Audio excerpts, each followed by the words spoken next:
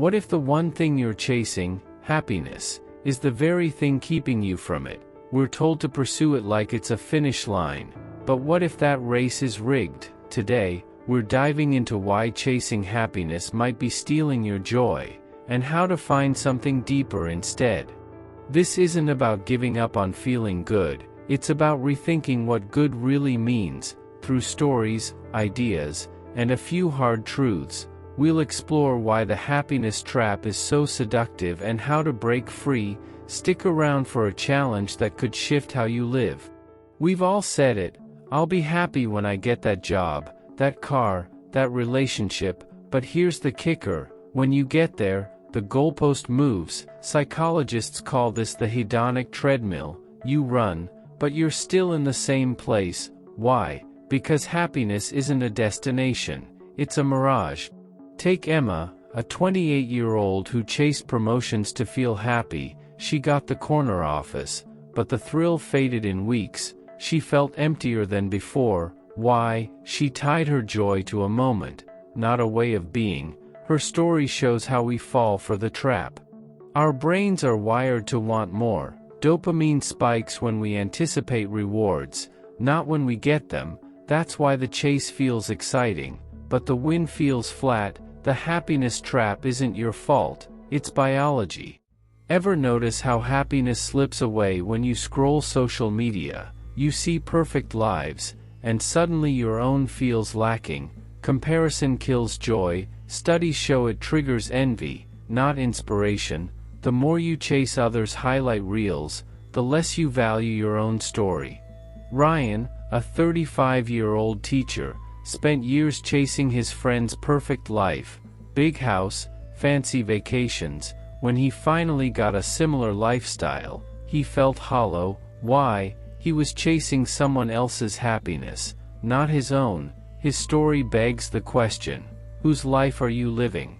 Happiness is like a sugar rush, intense but short-lived. Research shows positive emotions fade faster than we expect. Chasing that high sets you up for a crash. True joy, though, comes from something steadier. Chasing happiness often leads to burnout. You push so hard for that perfect moment, you miss the present. Studies show over 60% of people feel unfulfilled despite achieving their goals. The cost, stress, anxiety, and a life half-lived. Lauren, a single mom, chased the happy family ideal. She worked 2 jobs, planned perfect outings, but ended up exhausted and resentful. When she stopped chasing, she found joy in small moments with her kids. Her story shows what we lose in the pursuit.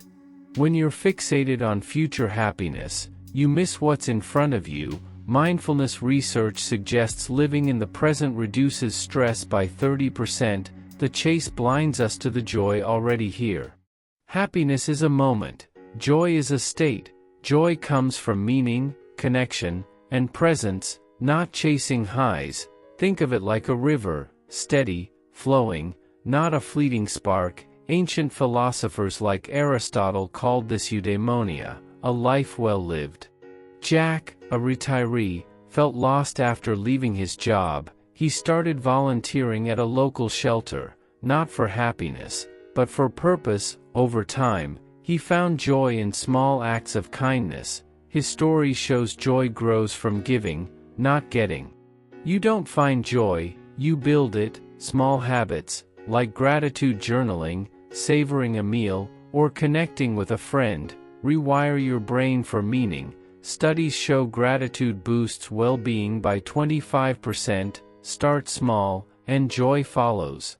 So, we've seen how chasing happiness can trap us, fade fast, and cost us dearly. But what if there's a better way? Let's shift gears. Stop measuring your life by happy moments. Redefine success as growth, connection, and meaning. Ask yourself, what makes you feel alive? Not just excited, but truly grounded. That's where joy lives, not in some far-off goal.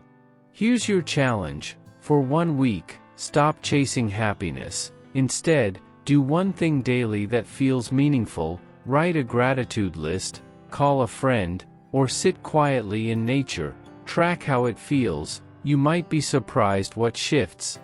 Joy isn't instant, it's a practice, like tending a garden. Over time, small acts of meaning grow into a life you don't need to escape. You're not chasing, you're living, and that's the real win. Chasing happiness can feel like running on empty, but joy, that's something you can build, moment by moment. Right now, Emma, Ryan, Lauren, and Jack showed us that the real treasure isn't out there, it's in how you live today. Take the Joy Challenge this week, share your experience in the comments. What small act brought you meaning? If this video sparked something, hit that like button, subscribe to the Wisdom Tooth, and ring the bell for more. Let's stop chasing and start living. See you next time.